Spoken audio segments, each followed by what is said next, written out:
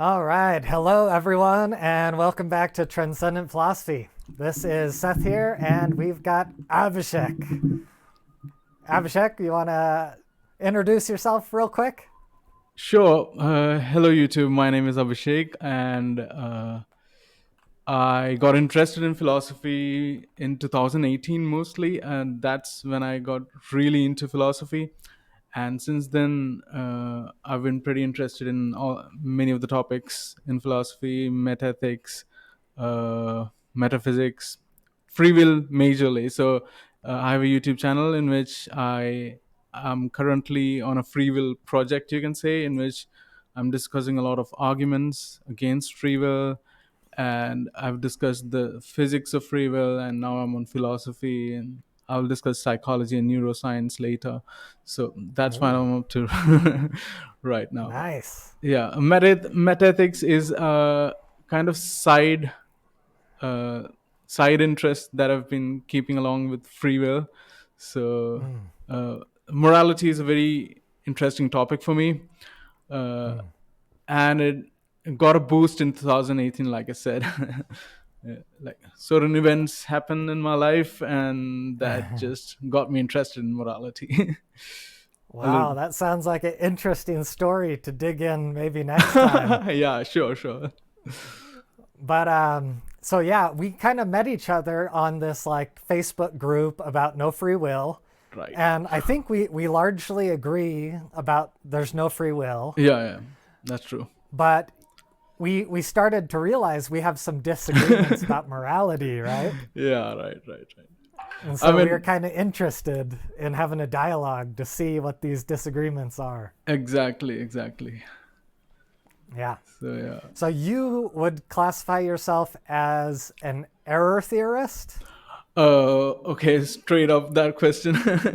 I mean, I'm not certain about which kind of theory to take in metaethics because uh, there's some elements of all these accounts that I'm impressed. I mean, that sounds convincing to me. Uh, so I can't count myself as an error theorist, out and out error theorist, because so here's the thing. So for people, the motivation for action comes from their emotions and expressions, that kind of stuff, the desires and all. So the for the motivation and reasons for action, it's the desires that does the job. But they do form beliefs about morality, although they are incorrect beliefs, like you can say. And I'll get to that in some moments. So people form beliefs about morality, and I think they are false beliefs in the sense that the way they form beliefs, they don't track with reality. There are no moral facts out there in the universe waiting to be discovered. I don't think so. The moral facts exist independent of a person's desires, attitudes, goals, and values. So that's why I like to call myself an error theorist.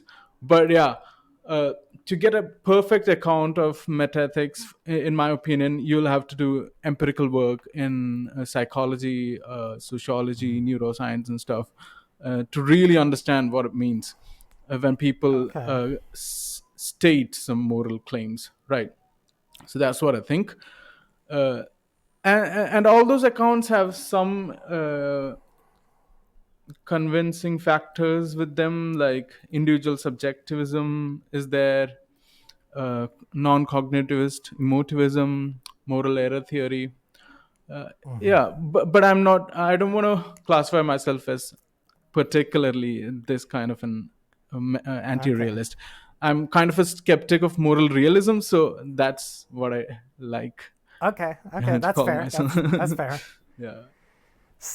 You are a moral anti-realist, Yeah, and you're a little bit agnostic about which type of moral exactly. anti-realism. So what I think is that sometimes when people say statements like "don't kill" or "don't torture babies," so those are kind of emotivist responses.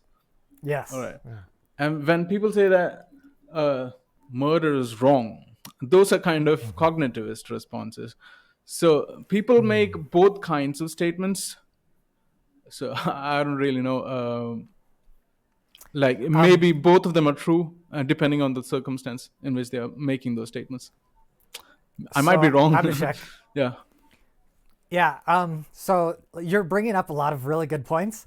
Yeah. I for my philosophy channel, I try to explain philosophy as simply as possible so that like beginners can get on board with it. Okay. And so you're bringing up a lot of good terms. I wonder if you could simplify it a little bit. You know what I mean? All right. So yeah, like I said, moral emotivism. Emotivism is the stance that says that when people make moral claims, they are basically expressing emotions, like their attitudes, their approvals, their feelings. And there's nothing more to that. There's no cognitive element to that. The cognitive element means that there's no truth apt statement that they're making, that this claim is truth apt. It's either true or false. Because, for example, don't kill. It's not a truth apt statement. It's neither true nor false. It's just an expression, right? So this is what emotivism is. Then there's individual subjectivism, which says that, which is a cognitivist anti-realist theory. So it says that when people make moral claims, they are making truth apt statements, and those truth apt statements are just mind dependently true, right? It depends on their minds, preferences, beliefs, desires and stuff. So, but it's not true outside their minds. It's not a mind independent fact that's true of all the universe. It's just dependent on their minds. So it's individual subjectivism. And then Now there's, that would be a type of realism, though, right? Subjective morality. okay, it depends on Morality how you want is to define it. real. It would depend on how you want to define it. So, It would be okay, it would be non-objective. So I guess this comes to the question of what is the definition of exactly. anti-realism? Yeah, kind of Yeah. does. Yeah, So, so maybe yeah. So, do you want to define it or okay, so the definition of moral realism or moral objectivism that I kind of work with or think in my mind is that there are, when people make moral claims, there are stance independent moral facts, and they're expressing those facts. There are stance independent moral facts. That is, there are facts that are not dependent on their minds or on their stances on a particular thing. They're out there in the universe, and irrespective of what a person feels, it exists out there. And it could be discovered in some way. It could be epistemically accessible in some way. So that's what moral realism is for me. That there are those facts and it can be discovered. Yeah, independent of people's so minds. Yeah. mind independent moral facts, Yeah. right? Yeah, mind independent, or I like to call it more stance independent moral facts, because sometimes people equivocate in the sense that, I mean, people sometimes think, oh, what about if there are no human beings, no minds present? That's not what mind independence is. It actually means it does not depend on the contents of their minds. Yeah, that's how I look at it. Yeah, so I think you're right. I mean, I think I might have gotten confused a second ago because I think you're right that subjectivism, moral subjectivism, would be a type of anti-realism. Yeah, yeah. Because, yeah, I think the Stanford Encyclopedia of Philosophy defines moral anti-realism as the belief that moral facts or moral properties are not, they don't exist objectively. Right. So if the moral facts exist subjectively, then that satisfies the definition Of of anti-realism, not subjectivism. Yeah. not being objective. Correct. So I think that's pretty fair. Yeah. All right, so that is the crux of our disagreement right there, because Okay. I believe that there are moral facts that are mind independent, they are stance independent, they are Okay. objective, Okay. Okay. right? All right. And so I think this will be fun to dig into. Absolutely. I've never had a So, moral realism debate with anyone, at least like yeah. this, and sometimes in the comments maybe, but yeah, it's going to be interesting. So before we get in, like we thought of some questions. Um, do you think it would be good if we kind of put forward our best arguments for our positions? How's that sound? Well, yeah, maybe. Like I said, I don't want to hold to a particular position in anti-realism. There are these different Yeah. accounts of anti-realism, right? So maybe you Okay. can present your argument, and maybe I can present my objections to those arguments. That sounds Uh, perfect. that's one way we can go, and maybe later I can put across my argument as well. Yeah. Yeah, that's fine. So my argument is basically that there are moral facts that are mind independent, Yeah. and those moral facts are based on certain types of goals, right? So morality is often framed as in relation to goals. So, like Humean morality, Hume brought up the concept of a hypothetical imperative, right? So, if your goal is to do X, then you should, right? You ought to optimally navigate towards your goal, right? So, once we grant that you have a goal, then morality becomes objective in how we get to the goal. What that means is there could be better and worse ways of navigating towards the goal. Is that good so far? Yeah. And so, I will let you present your whole argument, and then I'll respond to that later. sure. Yeah, I'll pause along the way to make sure you don't have any clarifying questions. Sure. So, yeah, so from my paradigm, as long as goals exist, then objective morality exists, because that's how you have better and worse objectively measure. So the word objective, I think of it as measurable, right? And why is measurable a good way to frame objectivity? Well, objectivity is often thought of as something that is mind independent, like you said. It's something that it transcends the subjective perspective, right? And so, like, each person is a subjective agent, and each subjective agent could say, oh, here's my perspective on how we can go do the goal. And then someone else says, here's my perspective on how to do the goal. And there's all these different people with all these different subjective perspectives. But if we calculate the navigation problem, we can say, oh, all of these people, their perspectives are wrong, and here is the objectively best way to get to the goal, right? And so that transcends all of the perspectives because it's calculatable, and those calculations, they exist in a mind-independent way, right? Math is mind-independent in that sense. Gravity is mind-independent, right? We can say, oh, like, when is Jupiter gonna travel across the sky? Like, we can do the calculations, and it's mind independent. And so morality through these goals is the same way. Okay. So, any clarifying questions so far? Not any questions. Do you want to add something to that? Yeah, I'm gonna build up where these goals exist. I'll flesh out the goal aspect of it. Okay. So, all of us humans, we all exist in nature. We exist in an evolutionary paradigm. We are biological creatures, and we are, there's this concept of philosophic thrownness. We are thrown into this world, right?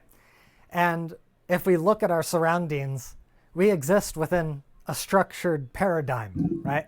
Like, everything around us is not random. And so we exist within what I would call a game, right? And so when you study evolution, there's this concept of evolutionary game theory, right? And so what it means is evolution gives us these goals, right? Whether we like it or not, there are these goals of like survival and reproduction.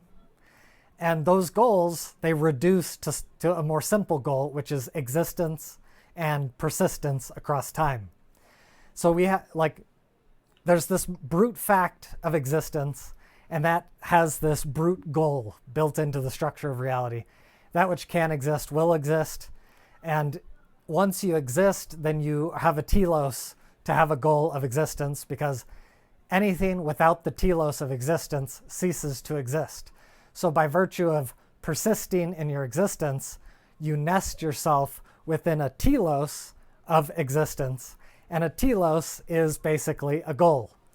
So all of us exist within this iterative structure of evolution. Because we're iterating within evolution, we all have a goal of existence. And those goals of existence bubble up into more complex goals, right? So goal of existence bubbles up into survival and reproduction. Survival and reproduction bubbles up into competition and cooperation. And competition and cooperation bubble up into society, morality, justice, fairness, revenge, tit for tat, all of these complex moral goals, religion, chastity, addictions, like don't eat pork, don't, all these complex moral things, it all reduces down to existence, right? And so because we live within this goal-based structure, it's complicated, but in principle, there's a calculatable pathway that is optimal, right? And so that's why morality, there are mind-independent facts about morality, because morality is how to navigate through this goal of existence. And all of these different cultures, they're like inventing different moral strategies, right? These religions, don't eat pork, don't drink coffee, like don't, you need to fast on these different days, right? Everyone's like experimenting, like which strategy is the best. But like some strategies can be wrong and harmful, but then some strategies can be useful for the goal of existence. And for moral realism to be true, it like all you need for moral realism to be true is at least one of these moral facts has to be true, right? And so lots of people can be wrong about morality, but as long as some are correct, as long as in principle some of these facts are correct, then moral realism is justified. And I think that basically sums up my argument. All right.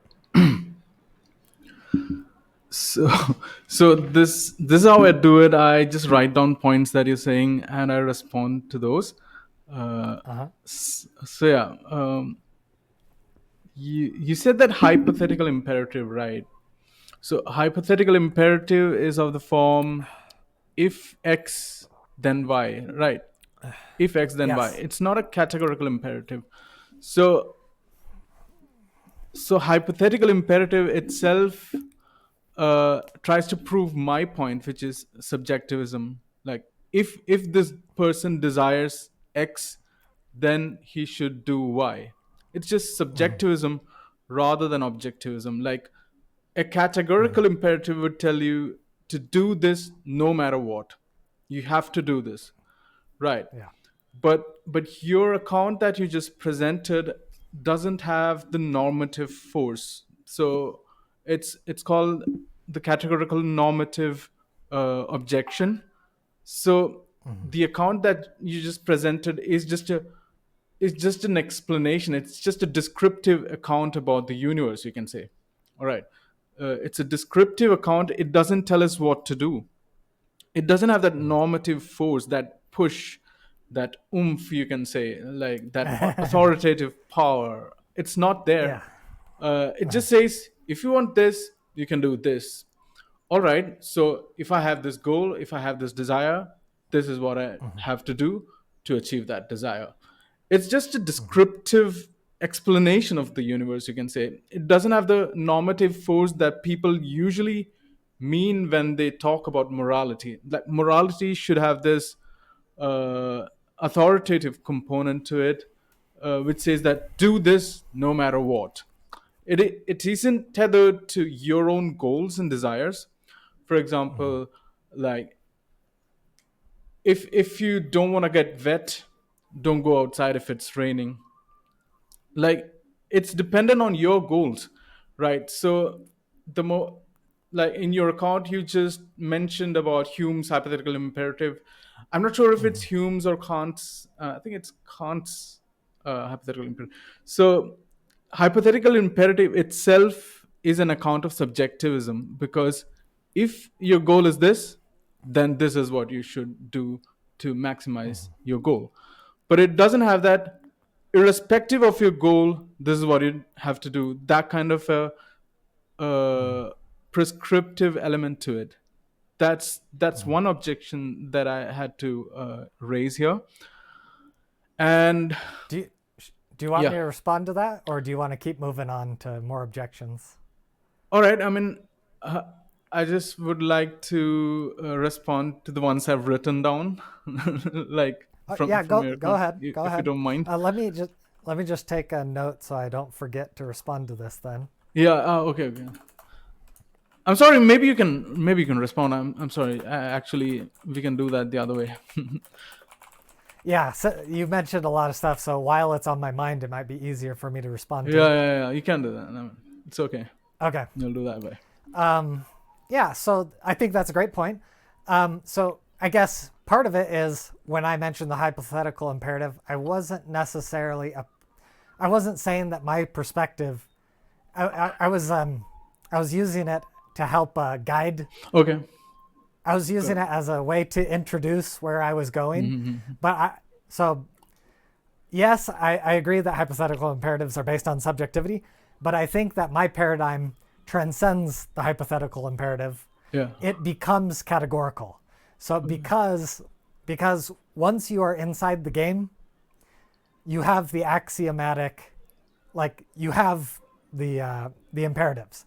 The imperatives are thrust upon you by the game, right? You exist within a biological body. You have no free will. Your body is built with the imperatives of the goal. Like it has that force upon you, whether you like it or not. It's not like a hypothetical, like, well, if I wanted to exist, I would do moral things. It's like, no, you want to exist because you have a body that was designed by existence-based processes. You know what I mean? So you necessarily, categorically, have these goals. It's not just this subjective, arbitrary thing. You know what I mean? Everyone in the game has these goals. Okay. So, for example, one of those goals, I saw that one of your videos in which you're saying that one of the goals, I mean, the primordial goal, you can say, is existence. Like you quote ought to exist. You said, right, but when we think evolutionarily, I mean, I can give a descriptive account of that ought, I mean, which is naturalistic rather than the ought built into it. It looks like, I'm not accusing you of anything, it looks like you're kind of smuggling in the word ought in there. So I can give a naturalistic account, uh, like genes have this tendency. Genes are chemical substances that have this tendency of agglomerating biochemicals around it, which would help it replicate into the future. As simple as that. And and this biochemical process that's happening is what's manifesting in the form of a feeling of I want to exist.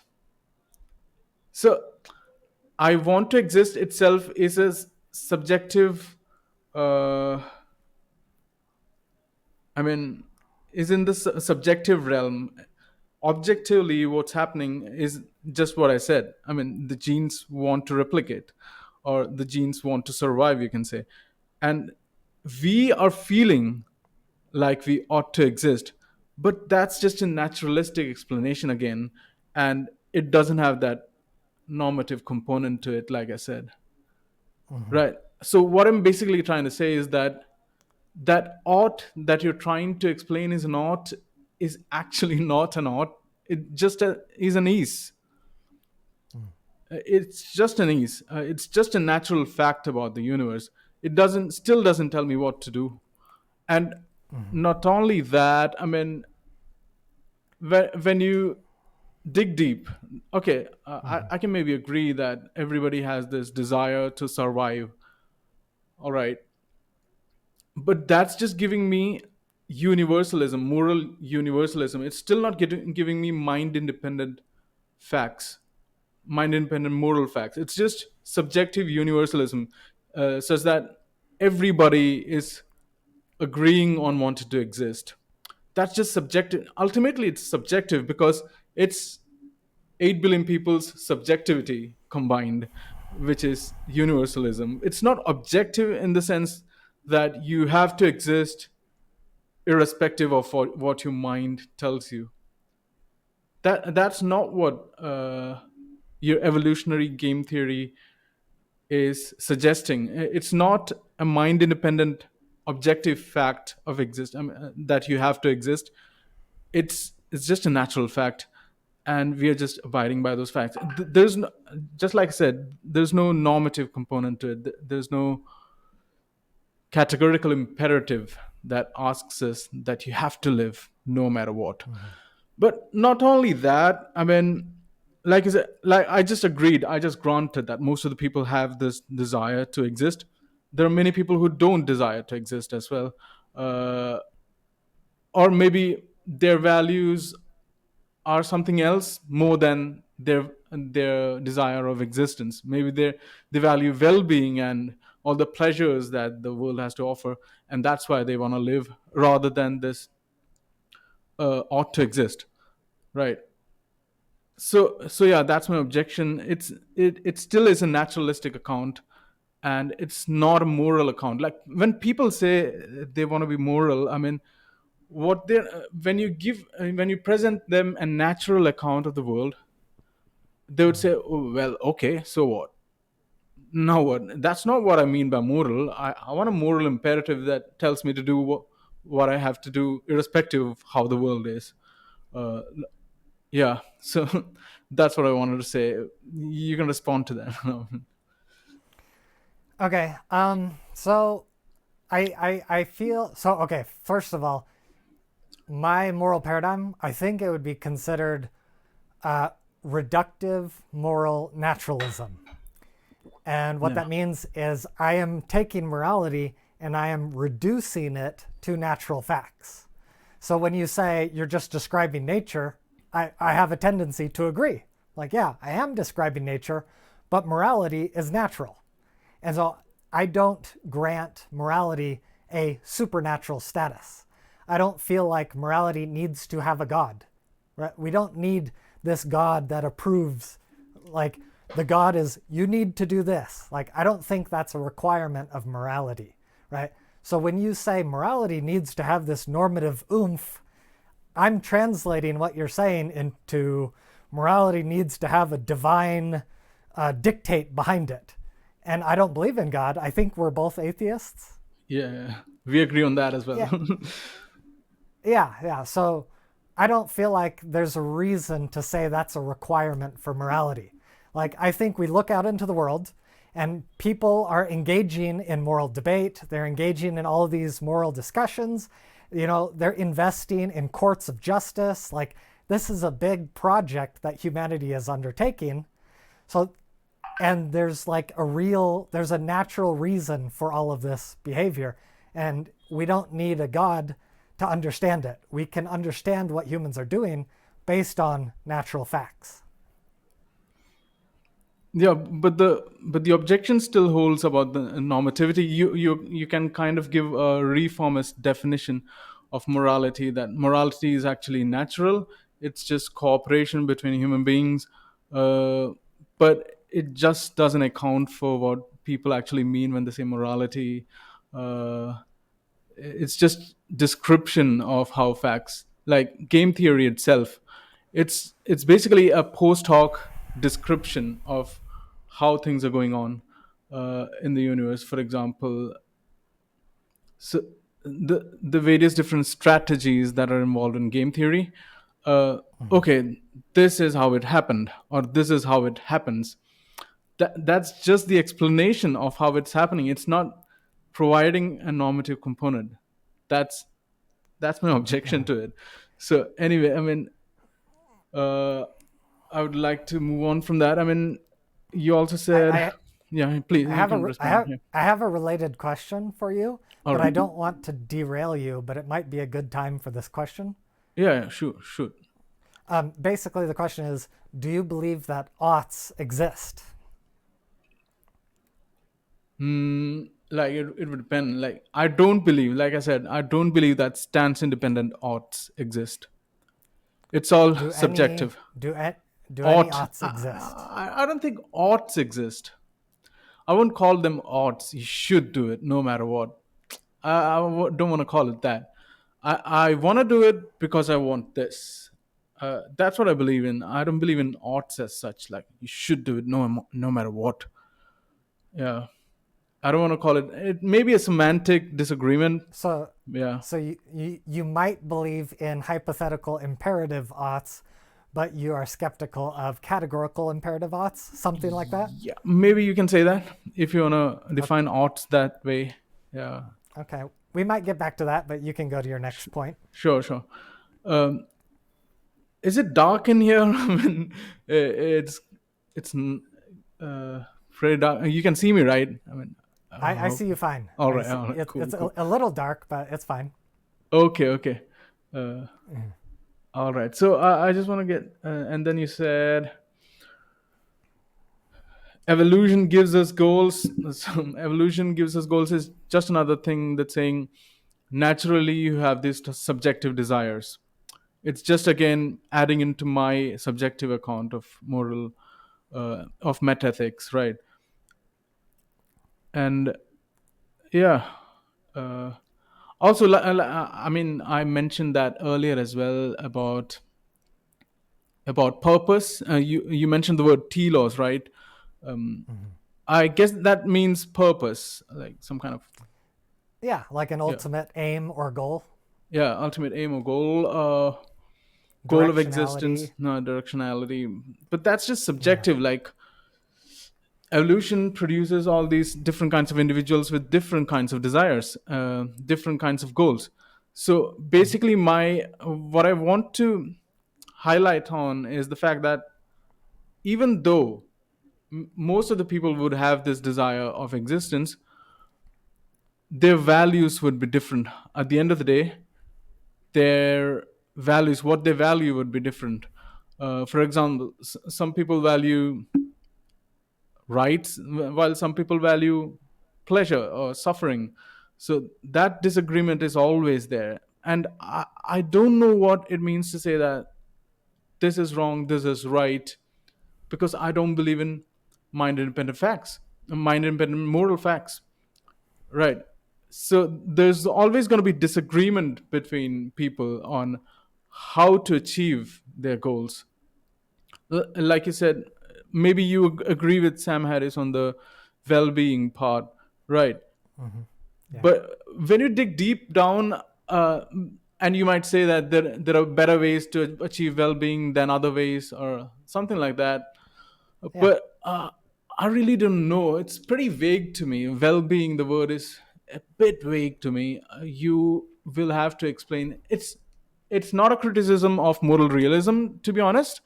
Uh, but yeah, I'm not sure about if there is a exact way to achieve well-being, because there are moral disagreements in society among different individuals. The people, some people are virtue ethicists, some people are utilitarians, some people are deontologists, right? So, and I don't think that those value differences could be, paused, and it can't be solved. I don't think it can be solved that easily. So disagreements do exist, and as long as disagreements do exist, I don't think there's a particular way. But maybe you can comment on that. And that I just went off on a tangent, I think. Oh, that's good. That's good. So just to maybe elaborate on the connection between well-being and game theory, in my opinion, the way, so like game theory is like, game theory is like the telos, and these creatures are evolving towards the telos, and well-being is the way that game theory is instantiated within a creature. So, for example, like if the goal is to exist, a very simple imperative is I ought to eat food, right? I ought to eat food because I ought to exist, and food helps me exist. So a little bacteria, it ought to exist, therefore it ought to eat food. And so the biology creates well-being, and the well-being creates the directionality. Whereas if I go get the food, I feel good. And so the moral goodness is connected to the well-being goodness. Does that? So what happens here is there's a philosophic concept of supervenience. Supervenience means that, so like super, it means on top, right? So there's game theory at rock bottom. The deepest layer is game theory. And then above that is well-being. And so well-being supervenes on game theory. So if the game theory changes, then the well-being changes. And so the environment, the game theory is calculating the environment. It's like you should eat plants in this environment. And so the well-being optimizes for plants. And then the environment changes, you should go eat mushrooms. And then the well-being alters to go, they get joy, they get well-being from mushrooms. And that system evolves into, I like the principle of justice. Like when I implement justice, I get the feeling of well-being, right? And so there's these, the morality is linked to the well-being. The well-being is what motivates us to do the good thing, right? So here you just, it kind of looks like begging the question to me, like you're just defining morality as well-being. That's the biggest objection that any anti-realist would actually come up with against this. See, I agree that well-being maximization is good. And that's just a normative statement for me. That's just a Can I normative. pause? Yeah, sure. Just hold on. I'll just switch on the light. Okay, it's getting pretty dark.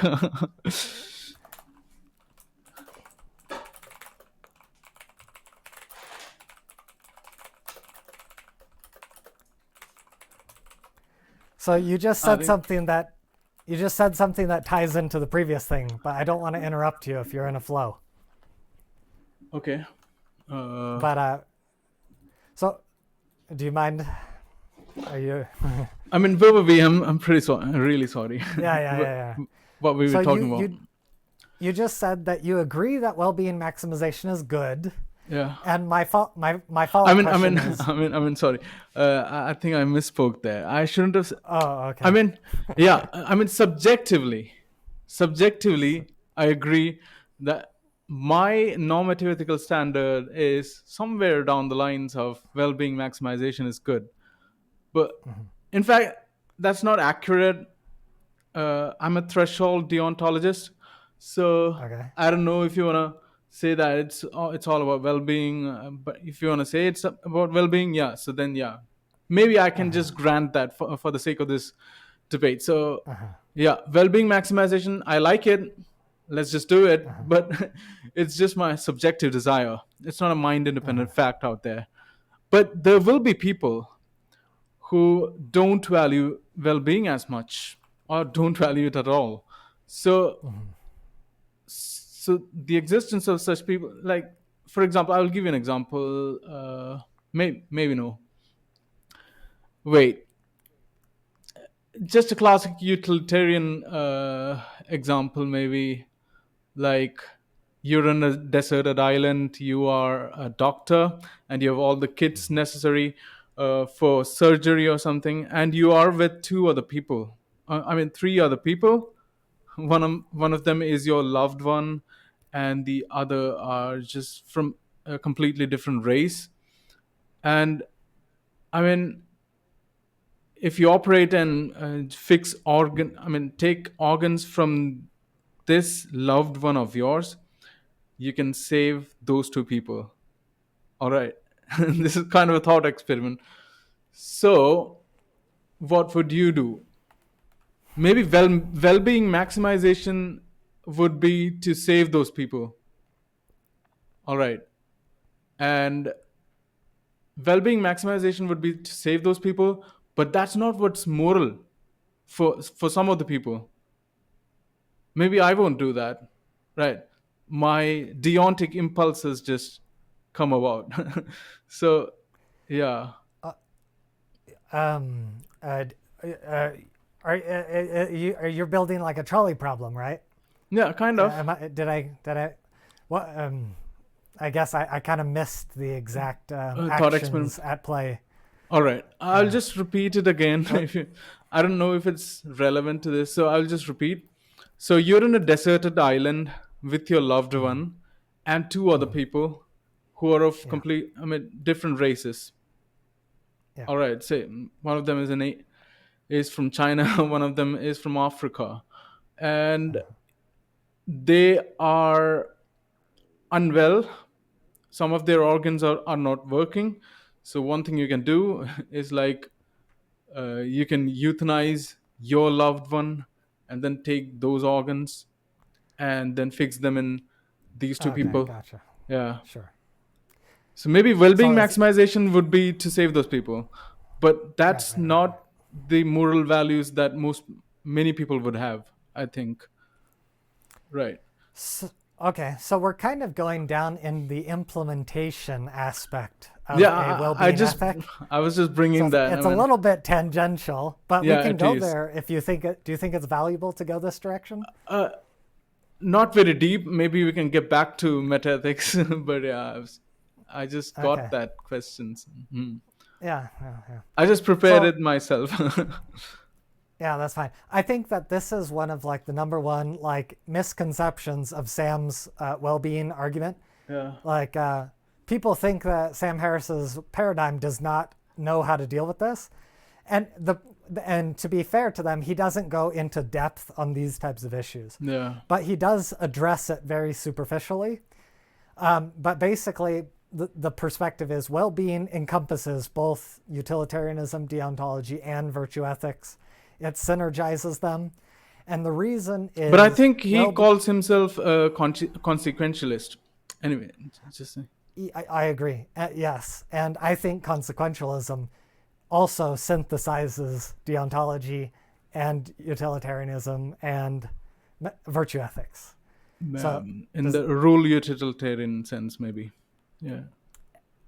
yes, yeah. Okay. So basically what you can think of well-being is what makes the brain happy, right? And so there's multiple things that make the brain happy. So sometimes deontology makes the brain happy, sometimes utilitarianism makes the brain happy, sometimes virtue makes the brain happy, sometimes pleasure makes the brain happy. And there's inside the brain, there's a battle for which one makes the brain happy. So in one situation, deontology wins. So deontology equals well-being for that situation. In a different situation, utilitarianism wins. Utilitarianism is good in that situation because that's what maximizes well-being. And so well-being adapts to the moral situation.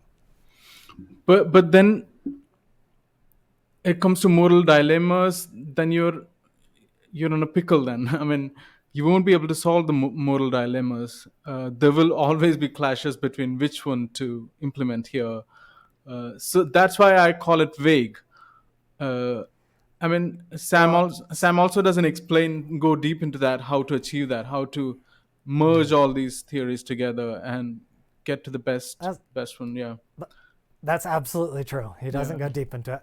I have thoughts on how to do this, but do you think it'd be good to go into that? No. I mean, let's get back to metaethics, maybe. Yeah, we're Yeah. going down. So basically, what I This is was really trying fun. to say is that there will be disagreements. The Yeah, people's for values are sure. different, right? And I don't think we're going to be forcing values onto people like this one is the best one. You better listen to it. I mean, we can do that in a normative system, but I'm just saying that there is no mind independent fact that is accessible to everybody. that everybody will agree on, right? If So it's a mind that dependent fact that seems everybody will be agreeing on, it's got to be accessible, right? Then disagreements won't be happening, actually. That's what I think. that sounds like an epistemological criticism. Yeah. Is that like it's hard to calculate what the correct objective moral thing is, but No. So but I'll tell you what that is. So okay. there are basically three kinds of objections to moral realism that I can think of right now. Uh, One is the metaphysical objection, like we said. There are no facts. Where are those facts? How can we find out those facts? How can we discover those facts? Right. Yeah. Where are they located, situated? That's one Yeah. objection. The second objection is about epistemology, how to access those facts. Is it rationality? Is it desires? So basically, subjectivists would say that there are no facts, but it's just desires, right? There are no facts which are being accessed. It's just desires doing their work. That's what subjectivists say.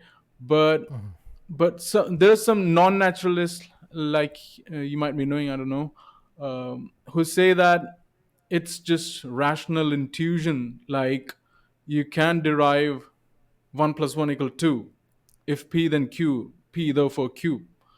These are logical, mathematic uh, intuitions that we have, right? So morality is somewhere down those lines, epistemically accessible, which are reasons for action that you can access, uh, and which is mind independent. It just doesn't depend on what your desires are. So even if you desire this, doesn't matter. You've intuitively derived this moral fact from somewhere. I don't know where that is, but yeah, this is one objection. The objection is that how to access those facts. What is it? So there's a philosopher J.L. Mackie, who is an error theorist, who has this objection called queerness objection. Like, these properties are queer. It's very special. Nobody knows what Yeah. these properties are. I mean, where are you getting these properties from? So metaphysical objection and epistemological objections. You don't know how to access them. These are two, and then there's semantic objection, in the sense that that's not what people say when they say moral, when they make moral claims. Uh, it's not related to some fact out there, mind independent fact out there. Uh, yeah, these are the three objections. Like, semantic objections is not a particularly strong objection kind of thing. But yeah, metaphysical and epistemic objections are. So yeah, I don't know what you have to say about that. Yeah. So yeah, I agree that the queerness. So yeah, I don't believe that morality has queer metaphysical properties, Yeah, which is a philosophic term, right? So like I reduce it to natural facts, right? yeah. And so like for example, like math, like I don't believe in queer metaphysical math. Like I don't believe that the number one is floating out in outer space, Yeah, right? But I believe that mathematical properties are mind independent, right? yeah. Like Mathematical everyone, properties certainly are, but yeah. not moral. Well, game theoretic calculations are basically a mathematical ontology. It's the Yeah, same. It's but the same category. just like I said, game theory is just like, uh, in this particular time period or eon, you can say, this is how this species interacted with each other. That's all game theory is saying. It's not telling us what to do, right? So here, this strategy is what they implemented. All right, later on, this strategy is what they will be implementing. It's game theory is just that. It's a mathematical explanation of how things are happening, or maybe how things uh, will help them, help with their well-being, or maybe survival, or proliferation, or something. Yeah, there are objective facts which will help their proliferation, maybe as many uh, offsprings as possible. This is what you have to do if you want these as many offsprings as possible. That's how I see it, game theory.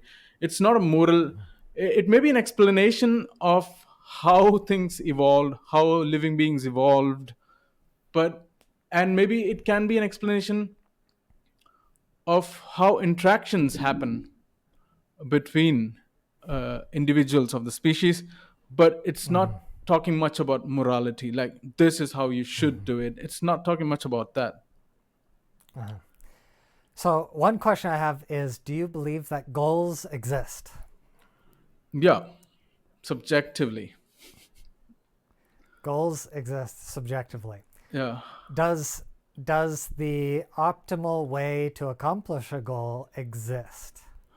Optimal way to accomplish a person's goal.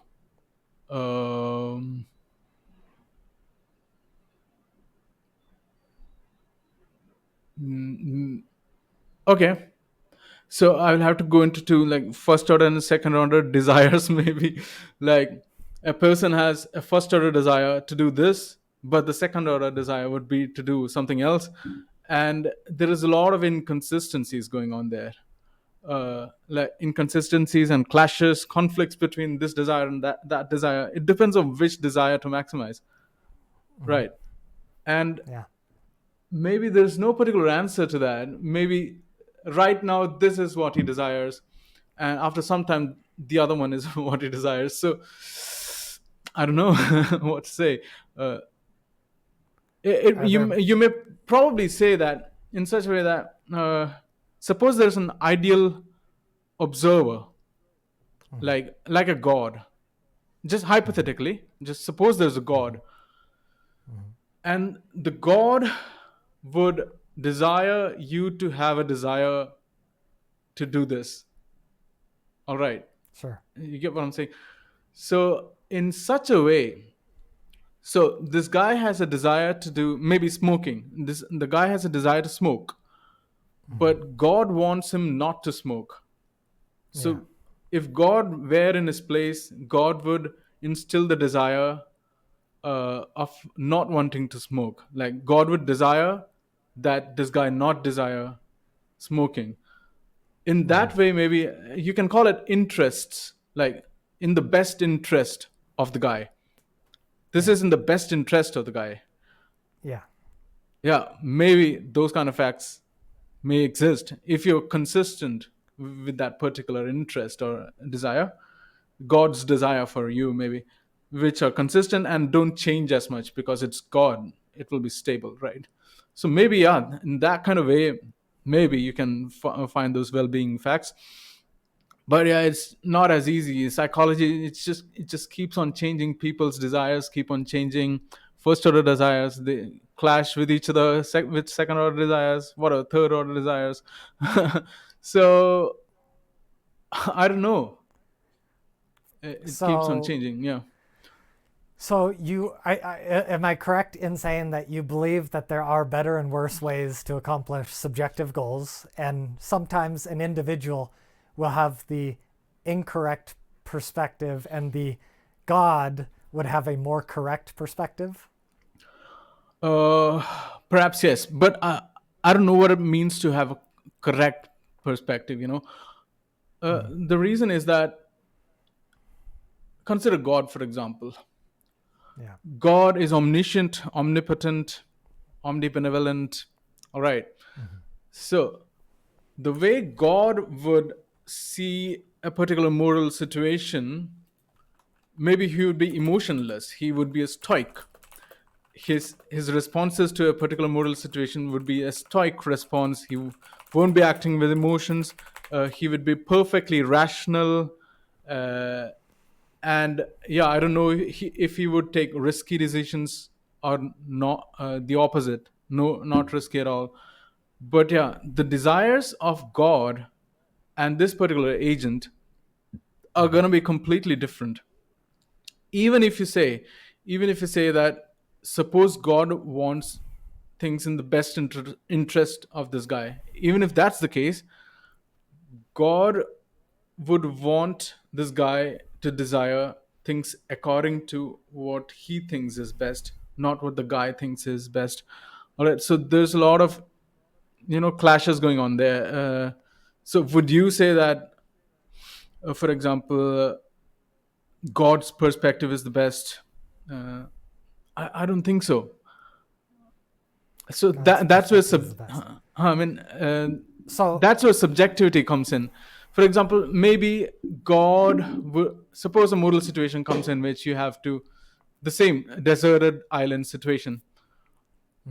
Maybe God would choose to save those two people. All right, and this guy won't want to do that. So yeah, there's this conflict. So sure. would you be able to say that God's perspective is the right one? I mean, it doesn't matter what this guy thinks. We have to do what God thinks is best for him to do. You won't be able to say that. So that's why subjectivity is appealing to me. I mean, this is a good example for that. I mean, yeah. All right, so there's a lot there. So one thing I will want to say is that I believe that the concept of God is the anthropomorphization of game theory. So, All what right. I mean by yeah, God is equivalent to game theory, and well, it's so game theory. There's like so just there's a linguistic comment. We're like a concept is often simultaneously a meta concept and an instantiation of the concept, right? So, for example, the word philosophy, it can mean, so you can use the word philosophy as like an umbrella term that includes every type of philosophy. But you can also say, this is my philosophy, this is Chinese philosophy, this is European philosophy, right?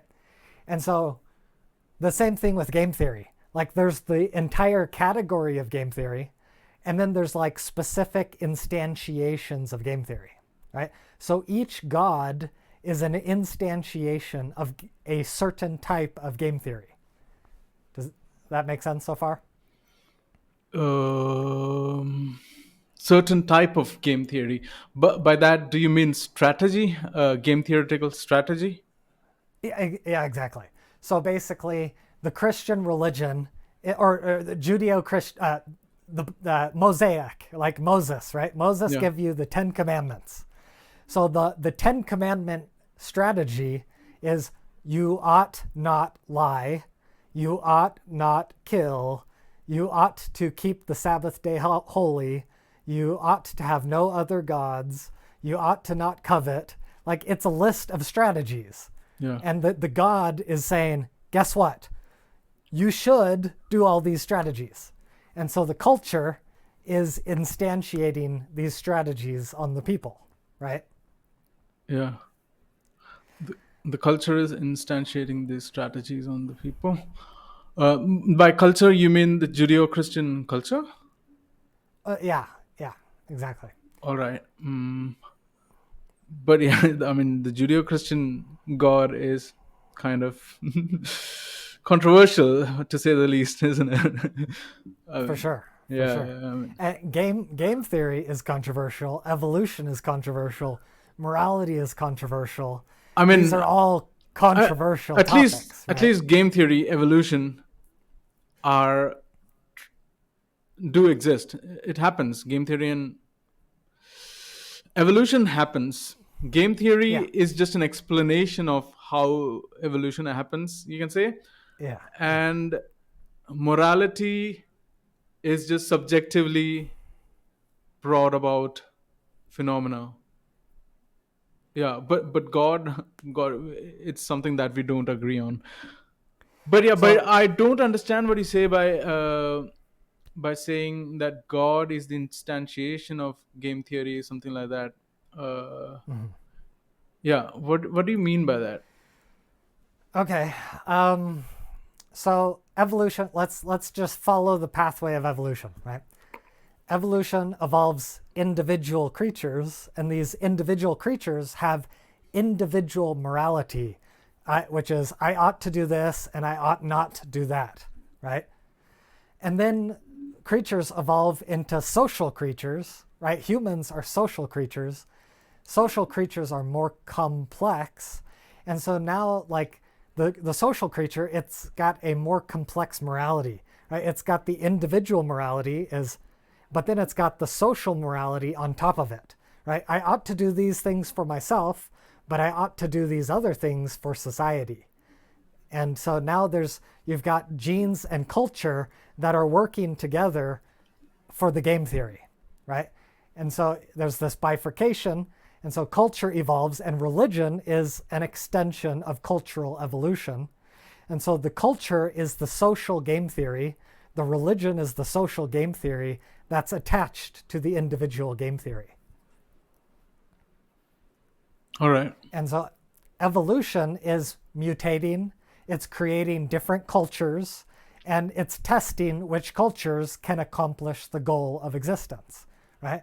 If a culture is self-destructive, it disappears. The cultures that are stable persist and accomplish the goal. And it continues iterating.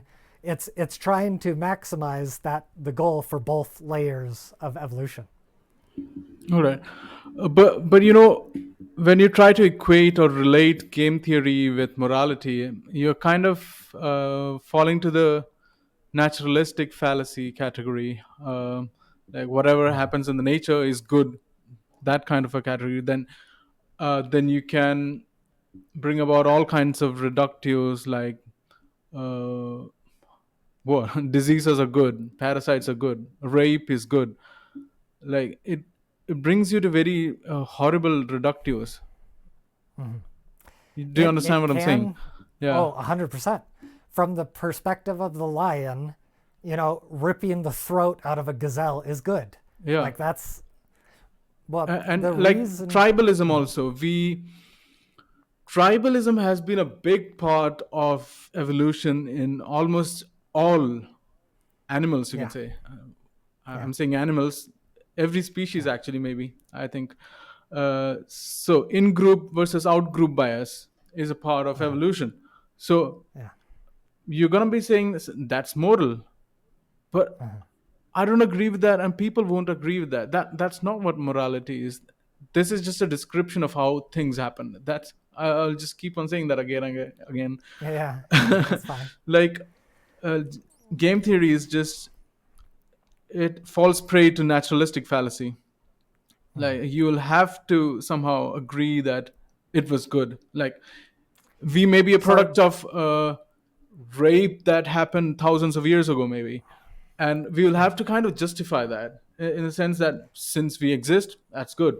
Like whatever maximizes species transfer into the next generation is good.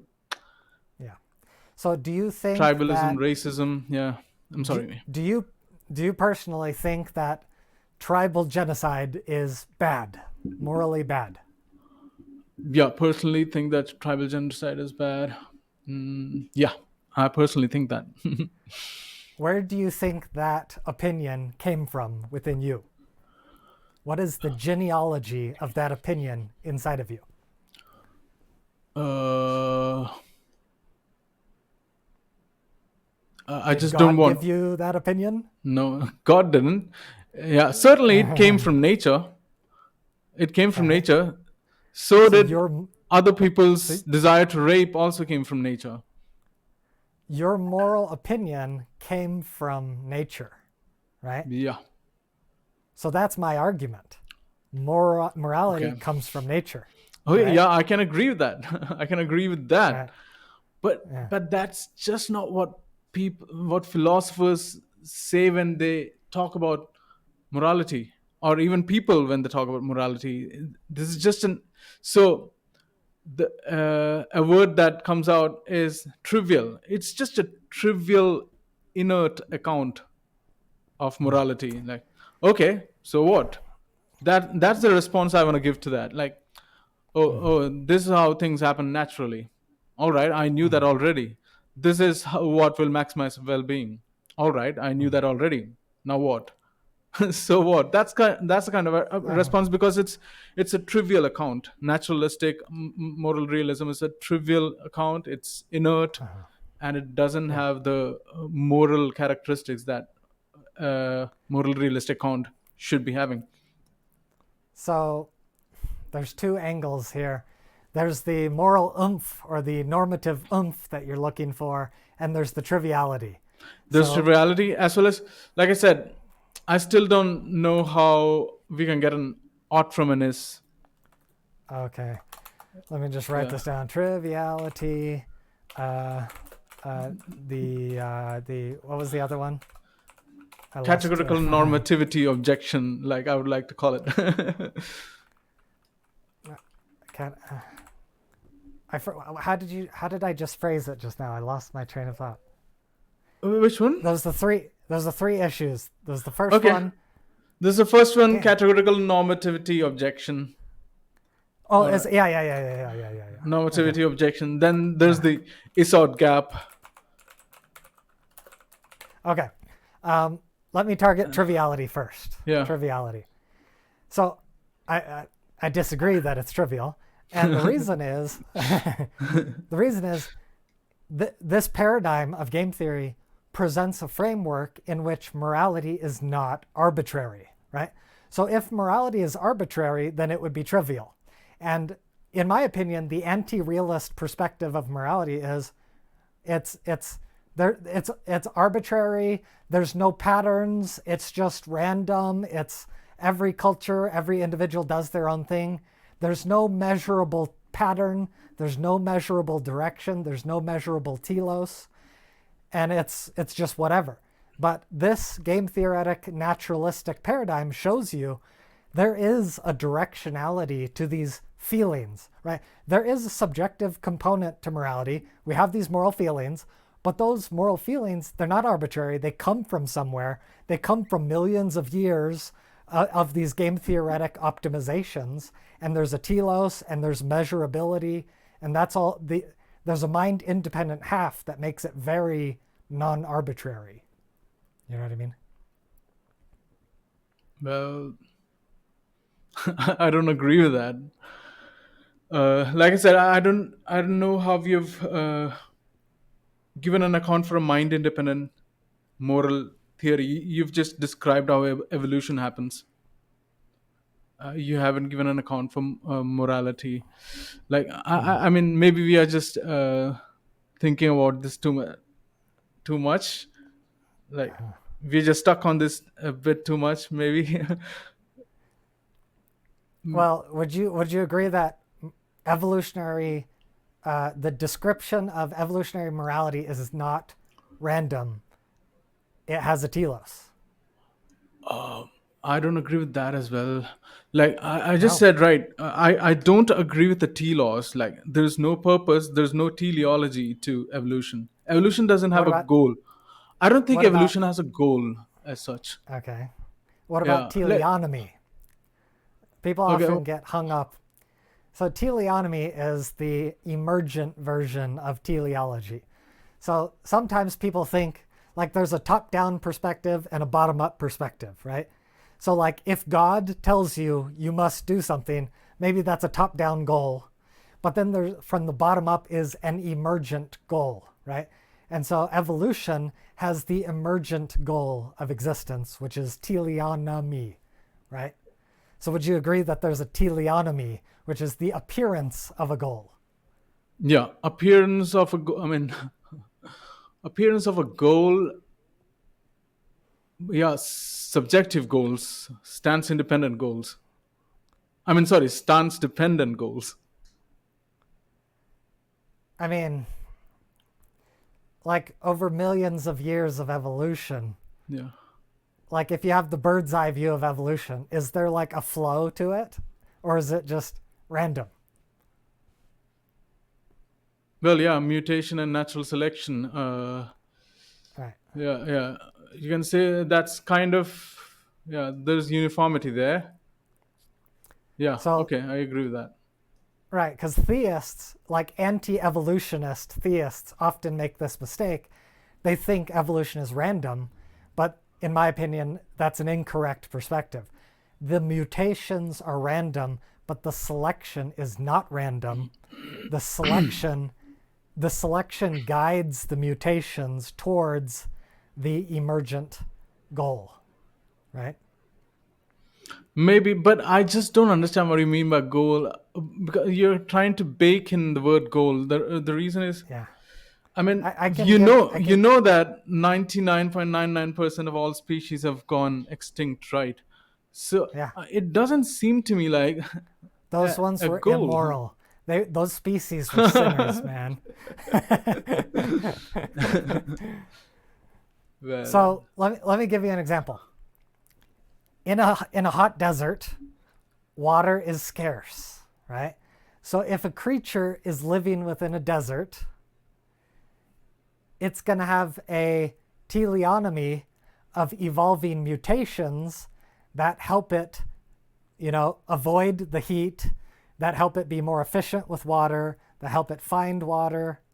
Like the mutations are going to be guided towards desert adaptability, right? So desert adaptability is the emergent goal of the desert environment.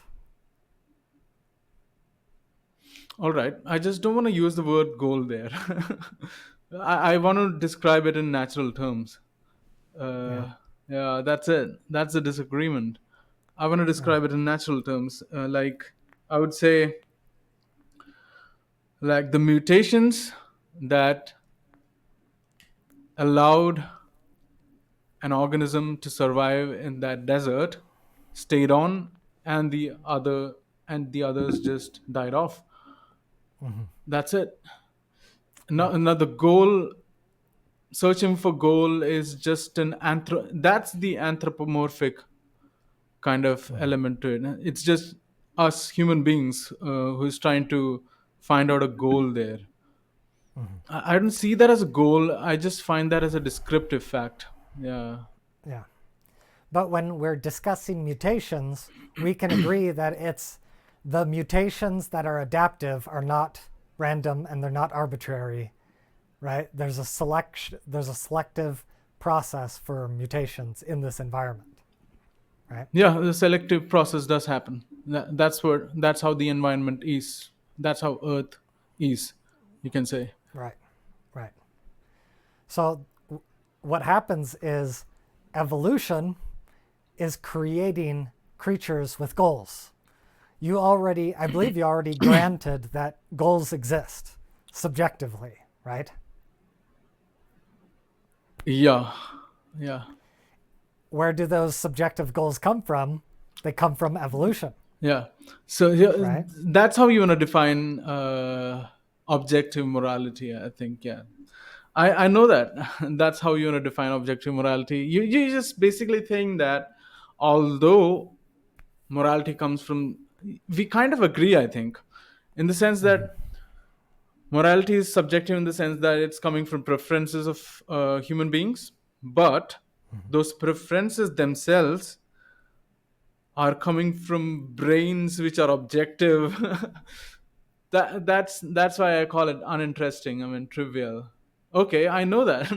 The subjective preference is coming from brains which are objective, which are objects like neurons. Contain like neurotransmitters, and like it's carbon, hydrogen, oxygen, all these things, and those are objective things. Okay, all right, yeah, I will agree with you on that. But yeah, it just doesn't capture morality. So here's a follow up question. Do you think that the subjective goals or the moral opinions within humans, these subjective goals and moral opinions, are they arbitrary? Are they random? Or is there a selection process for these things? Well, you can find out similarities between goals in human beings. You say that again? You can You find out can't. similarities. You can Similarities or cannot. can. Can. The first Okay, one, yeah. yeah. So yeah, there are similarities between subjective desires of human beings. Yeah, it's just the So, psychological constitution, and that's how evolution designed. I mean, that's the product of evolution. That's all I can say. That yeah. there are individuals, and many of those individuals have the same kind of desires. Yeah. So, if there's a selection process on subjective goals and moral opinions, doesn't that mean those things are not arbitrary? Mm, yeah. Perhaps not arbitrary. Like you can find a pattern. That's what I can say. You can just find a pattern, but you just can't generalize that there's this goal. I mean, you can find a pattern. Like Yeah. many of these individuals have these similar desires. Many of these individuals have these similar desires. That's it. And a common desire, like I said, maybe to exist. But I can say there can be people who say they don't value existence. I just don't care. They will say that they just don't care. For example, take an example of a different planet. All right. So they evolved the desire to exterminate all of the species, and even in them the outgroups. All right. So those are their norms. That's what evolution designed them to do. And you can find a pattern there as well. Why shouldn't I follow that kind of a norm? Call it You said, Zorpian norms. and the Zorpian norm is to extinct other species? Yeah, like in group. I mean, exterminate all the out group members. Just this particular race, you can say, just for sake of it, this particular race should go ahead and proliferate. That's the kind of desire, subjective desire, that evolution that happened there instilled in them. So why shouldn't I follow that one? Yeah. So, That's their norm. right. So this gets into the moral progress argument. So you can look at morality through history and you can see morality evolving, right? In the past, Zorpian morality, is more common. Like ancient humans were more likely to extinct other species. They're more likely to genocide. And if a tribe is doing that, you can infer that they think it's good because that's what they're doing, right? And so there could be different types of game theory. Like each religion is a type of game theory. Each historical era has its own game theory. There's the tribal game theory. There's the empire game theory. There's the religious hegemony game theory. There's the secular game theory, right? And so, but the concept of moral progress is that our morality, our game theory is improving. So we're going from this paradigm to this paradigm. Ooh, that was an improved strategy. Now we go to here and we're improving, right? And so maybe for the ancient people, genocide was good, but then they learned how to cooperate with other tribes and they're like, hey, this is actually better, right? And so what happens is in evolution, there's a concept of tit for tat. So if you hurt someone, they hurt you back. And so if your strategy is genocide, then eventually someone else genocides you. It's like, wow, revenge, that sucks. Guess what?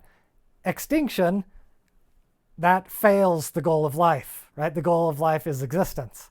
And so they have to evolve to a better strategy for existence, which is, hey, instead of genociding people, how about we cooperate with them?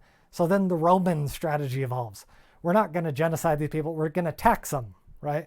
We're going to extract resources and, we're kind of going to share our culture and take resources. That's a maybe a symbiotic or parasitic colonial game theory, right?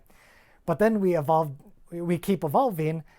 Slavery used to be considered good at the societal level, right? It was bad at the individual level, good at the societal level. But then we evolved, hey, if you oppress people, they're not going to like it. They're going to fight back. We had a civil war, right? America had a very bloody civil war because this wasn't a good strategy. Like, people didn't jive with it. And so we evolved a better strategy. And so the Zorpians, like, all you have to do is plot out a course of moral progress in order to overcome that objection. But it still isn't telling me what's good or what's bad. It's just a description. What's good is existence, and if you xenocide other species, you're going to harm your own existence eventually. I don't understand how that's going to happen. Okay, let me give you an example. We can survive right now without farming animals in factory farms. All right. And so by your standards, like game theory, we don't have a game theoretical advantage by killing them. For example, we can live without them, without killing them. Then you've got to admit that killing them is moral in whichever way possible. I'm a little bit Like, confused. Okay, so what I'm saying is that factory farming isn't game theoretically disadvantageous for us. At least it seems that way. Yeah, okay. Just grant for me. I'll just keep on adding in the hypotheticals. Will you grant for the sake of it that it's not advantageous evolutionarily, game theoretically? Which is not advantageous? Factory farming? It's not advantageous to humans? Or it is advantageous to humans? It is not in the game theoretical sense, because we can just live without them as well. Okay, they're not necessary to our game theory. Yeah, they're not necessary for our survival and proliferation. All right. Sure. So, because it is not bad for game theory, it is not bad. It is not immoral to kill them, whichever way we want to kill them. Do you agree with that? It's not immoral because of what again? It is not immoral to factory farm animals and like kill them in slaughterhouses, butcher them in slaughterhouses in the most immoral way possible. It's not actually immoral. Would you agree with that? So I would say it is immoral. It is immoral to cause suffering. And it's a little bit complicated to address this. So bear with me here. I'm going to go on a tangent and bring it back, right? So in bacteria, we can study bacteria dynamics, right? And bacteria have game theoretic strategies, and they're trying to coexist. And there's this concept of the paper, rock, scissors dynamic, right? And so what happens is there's one species of bacteria that evolves to like it eats really fast. And so it's like consuming all the food in the environment. And like the other bacteria, they're like, oh no, this guy it's dominating the environment. And it creates evolutionary pressure, right? So by abusing, like it's basically abusing its neighbors. And so the neighbors have pressure to evolve, and they evolve a new strategy. The bacteria evolves a poisonous strategy. So it secretes poison into the environment. And guess who dies the fastest? The guy who's eating everything super fast, he eats all the poison, he dies. And so the poisonous bacteria figures out how to counter the strategy. Now there's another bacteria that's so now the poisonous bacteria is dominating the ecosystem. And now the other bacteria has to figure out how to counteract this poison, because the other bacteria, they're getting poisoned to death too, just slower. And so the other bacteria, they learn how to become immune to poison. And so there's these immune bacteria, and the immunity is cheaper than the poison. It's expensive to release all this poison. The immunity is cheap. And so now the immune bacteria begin to propagate. And so what happens, it creates a paper, rock, scissors dynamic to where it's like the immune bacteria grow, and then the poisonous bacteria grow, and then the, like they keep growing in a circle until they balance each other out. And they create a game theoretic equilibrium, right?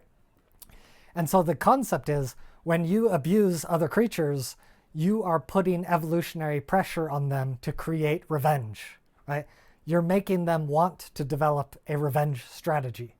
And so when we abuse other animals, we might think, oh, we're getting all this benefit from abusing them, but that creates pressure that might create evolutionary karma, right?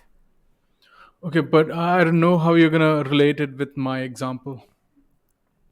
Yeah, so like animals, rats, they created the bubonic plague that killed, 1/3 of humanity. So if these animals can learn how to host viruses, they can fight back against humanity. They might be able to extinct us. You know what I mean? Okay, So but we are intelligent creatures. I mean, we can devise all other technologies to avoid this from happening. I mean, to prevent this from maybe, happening. Yeah. right? So Yeah, slave. if that's the case, so just add into my hypothetical all these things. Like we're gonna we're gonna avoid that. I mean, we're gonna prevent that from happening. Like them having defense mechanisms against us, or developing poisons against us, or kind of revenge against us. Game theoretically, it's just neutral. Like they're just there. We just generating them into existence, and we're just killing them and eating them, and we're just testing those species for all these things, and we're making sure all these diseases or some whatever that is disadvantages for us doesn't happen. Suppose that's the case, and it is also not game theoretically disadvantageous for us. We can live on plant-based diets, all right, and you say that it is immoral to kill them. So what I'm saying is that's a contradiction. Like you're saying that whatever helps our survival is good. Whatever helps human Yes. being survival is good. Yes. But this Yes. is not helping our survival. So I mean, it's just neutral. So whatever is against our survival is bad. But this isn't against our survival, so it's good. Like killing those factory farmed animals is good. You would have to you will be led to that conclusion. This is what entails from that whatever helps our survival is good. Also, I personally feel that's a very dangerous kind of a no, I mean, not very dangerous, but it has this element of absurdity, that whatever helps our survival is good. You can just find out hypotheticals in which, like I just gave you, factory farming, in which you can in which it is not disadvantageous for our survival and well-being, but which we can perceive as immoral, like this one. I can maybe come up with other examples. Yeah, but I don't have to. I mean, this is a pretty good example in itself. Yeah. So yeah, that's the conclusion you will be led to, that it's moral and immoral at the same time. That's a contradiction. Or you will have to accept one of these. And if you accept Right. it's immoral, then you'll have to your whole theory will be dismantled. And if you say that's moral, then that's pretty absurd in my opinion. So part of this, in my opinion, is a question of long-termism. So short-run game theoretic strategies are usually what we classify as immoral strategies, right? So theft is a universal moral principle, right? We haven't got to this yet, but this helps support moral realism, is that like they've done studies. Sociologists have done studies cross-culturally, right? There's a specific research study that analyzed 60 different cultures, and they were looking for universal moral principles. And they found 7 principles that existed in every single culture with no exceptions, right? And so this is a sign that morality is not arbitrary. Evolution is guiding us towards these good principles. One of those principles is thou shalt not steal, right? And the reason why steal, well, you can say, well, for my individual, right? I'm an individual.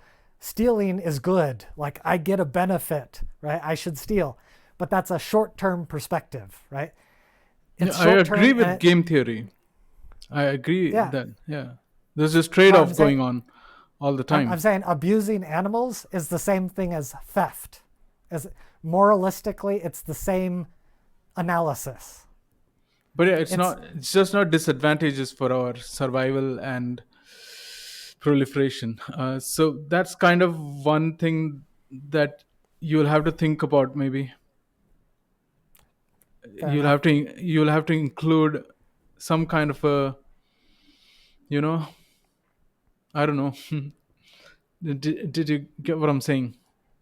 Yeah, I think so. I thought I addressed it. Maybe maybe for me it's satisfying. Maybe for other people it's not a satisfying response.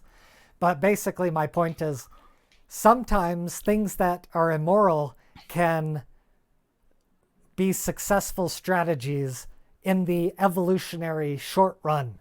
So, for example, yeah, I agree with that. But that's just immoral. That's the whole point, right? So what I'm saying is abusing animals is immoral, but we get away with it in the short run, right? So humanity, we got away with slavery for thousands of years, but eventually we had to evolve out of it because it wasn't a sustainable strategy. Yeah. So in the long run, we have to switch. So an objection I have is that, it isn't focusing on particular individual actions. Particular individual moral scenarios. Game theory doesn't tell you what to do in that. Game theory doesn't tell you what to do? Why doesn't it tell you what to do? Like game theory would say that even if I grant you that there will be effects if we keep killing these factory farmed animals, even if I grant you that will happen, but game theory won't tell me that that particular action is bad. So well-being is basically telling you what the game theory is. And there could be competing game theories. So there could be the human game theory, there could be the animal game theory, and there could be a contradiction between the two. But the evolutionary game theory shows us that symbiotic strategies are superior in the long run to competitive strategies. So the abusive strategy is competitive. That's a short-run strategy. Short-run strategies are immoral. Symbiotic strategies are sustainable. That's a long-term strategy. So the symbiosis is reciprocity. I do something good for the animal does something good for me, and that's what works for the long term. Yeah, right? But game theory is not other regarding it. I see it as like it's good for me. It's good for me that I do that because in the long run it will benefit me. But that's just not morality. Morality. Did you get my point? What I'm trying to say is that morality is categorical imperatives. It's telling you that do this regardless of whether you want to do this or whether it affects you. My answer to that is your biology is the categorical imperative. That's where it comes from. Your biology gives it to you. That's not a satisfactory answer for me. Like I said that I can just explain all this in the naturalistic terms. Like I told you before as well. How is it that evolution is happening? Like for example, the first RNA or DNA molecule that wants to replicate, it's just a chemical reaction. I mean, basically what it is that replication will make that chemical reaction stable. That's it. Replication of that RNA or DNA will make that chemical reaction stable. Yeah. And it just got layer by layer of complication throughout billions of years, and that's what we are. And I can just explain it naturalistically without Yeah. wanting to introduce oughts and wants and stuff. This is just Well, naturalistic as soon as explanation. as And soon as you have a goal, once you have a goal, you have an ought, and the but biology gives you the goals. but you know what, the goal itself is a thing. It's kind of this ontological redundant entity for me. This concept of goal, like it's an entity which need not be included in the explanation of things. So Occam's razor can just cut that down. We don't need the explanation in the terms of oughts and goals. We can explain it naturally. Okay, so here's this chemical, uh, adenine, guanine, thymine, and stuff. it, so what makes it stable is that if it if it replicates, that chemical reaction is stable. And then a whole lot of complication is added in, but all that has naturalistic explanations. And that just goes on and goes on. Human beings, I don't have to invoke, I don't have to bake in, uh, goals and oughts in that explanation. So it's an explanatory impotence that this account has, this naturalistic account has. It is superfluous, explanatorily superfluous explanation. It just doesn't require this extra entity of goals and oughts. uh, like, I think you would agree that Occam's razor would say that entities which can be reduced without extra, I mean, extra entities are not required, which can be explained without the requirement of those entities. That's the more acceptable explanation of a particular phenomena, right? So Yeah. yeah, there's this Occam's razor component to it as well. You're just baking in the art in the anthropomorphic way. It's just our way of thinking of it. Like, it just helps us understand evolution. Yeah. That's what I think. Like, this goal and Okay. art kind of way, it just helps us understand how this is happening. I'm sorry if that was a bit. Uh, So I think you're gonna force me to talk about neuroscience now. Like, I can't believe you're forcing me to talk about neuroscience. So I think you would agree that we have drives, right? We have biological drives. That's not. So biological drives are basically biological goals, right? yeah, that's where, I mean, I'm okay with that as long as the discussion is not about metaethics, for example, or it doesn't have Well, this what tendency to stops go. us? Let's give a list of biological drives, right? We have a drive to eat, right? And then we ought to eat, and we satiate the goal. We have the goal of sleep. We have the drive to sleep. We have the drive to go to the bathroom. We have the drive to reproduce, right? What stops us from having a moral drive, which is a biological drive to do moral things? What's wrong with that? Yeah, that drive exists. Yeah, I mean, I can agree with that. The moral imperative, right? Some people have the desire to be moral. I Yeah. don't know where that came from. It just came from neuro. I mean, your brain, your neuropsychology. Maybe it came from there.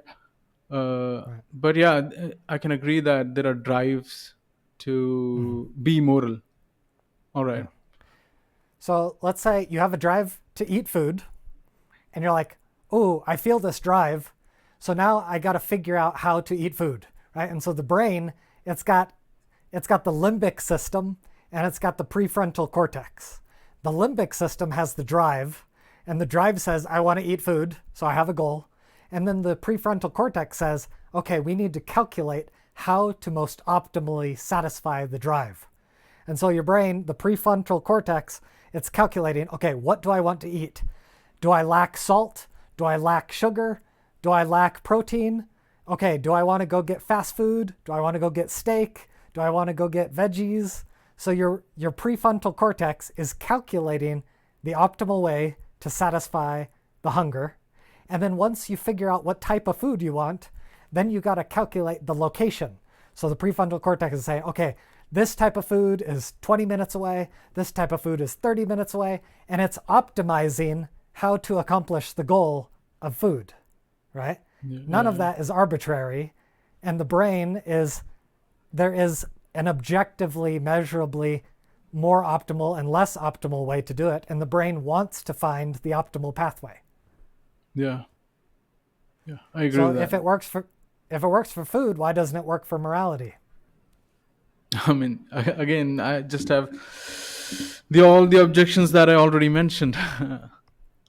The normativity objection, the Isot objection, the appeal to nature fallacy, all that.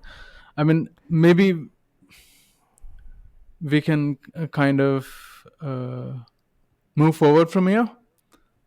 Sure. I mean, I agree. Okay, let me agree with a few stuff. I agree that nature has given us desires, and there are okay. Because I can't agree with it. I disagreed with you on that. I don't know. You feel free to change your mind. It's okay to change your mind. You can not my mind. I mean, I'm not able to agree. Feel free. You can totally embrace moral realism right now. No. I'm going in the exact opposite direction, actually. I mean, I was trying to agree with a few stuff. I was just thinking about all the things that we agreed on, and we don't agree on a lot of things. So yeah, I was just trying to, okay, let me agree with Seth on a few points. But then when I was thinking, I wasn't able to find a lot of things. But yeah, so like the normativity objection still holds, the motivational force still holds. I mean, even if you suppose this is the particular way, even if I agree that this is the particular way in which well-being can be maximized, but then there needs to be a motivation, like I want to maximize well-being. What if that doesn't happen? That's a problem with naturalistic accounts. Like, okay, this is how you can maximize well-being. I just don't want to, or like, man, I'm not interested. Like, what then? What is giving the motivational power? Like, all these objections still hold, and like I said, the Isod gap is still there. It's an appeal to nature fallacy. And I gave a lot of thought experiments to you as well. For example, you can also kind of justify, I mean, you may not be able to, but you can just add on in the hypotheticals and kind of justify Nazi genocide of Jews in that way, in the game theoretical way, right? Yeah, sure. It's well, that goes back to my point. Like, there's different layers of game theory. From a lower layer, genocide is good, but from a higher layer, it's bad. And moral progress is going up, not down, right? Yeah, but just the explanatory impotence. I mean, that normative component is missing. Like I would say. What attracts you to that argument? Why do you think, like, I mean, I can just see. To be honest, I was a moral realist earlier. At least some months ago, I was a moral realist. But then I just realized, because I read Sam Harris's moral landscape, and I was kind of convinced with that. But he's missing on a lot of points. Like the Izod gap is a big problem that he has, and he's just not talking about metaethics, and he's just not doing a lot of philosophy. Yeah. Just in metaethics, okay, I know that I love him. I love Sam Harris, and I love listening to him. There's a lot of useful content there. Unlike many subjectivists, unlike many moral anti-realists, many moral anti-realists just don't like him. All right, Yeah. but that's not the case with me. I love him. There's a lot of useful content, and there's a lot of ways in which he has changed my mind, or shaped my mind. Yeah. So I'm always grateful for that. But when it comes to metaethics, I think he's got it wrong. I'm not sure whether you saw the Alex O'Connor Sam Harris Yeah, I debate. did. Yeah. Yeah. Yeah. So in that, Sam Harris kind of, I mean, agrees. If you're able to infer, you'll kind of notice that Sam Harris agrees that it's all preferences. I mean, individual preferences at the end of the day. Uh, like he says, okay, in your terms, preferences. He says that. Okay, booyah. Booyah theory. That's just emotivism. Right. So Right. he says he agrees with that. But so basically, he's agreeing with anti-realism.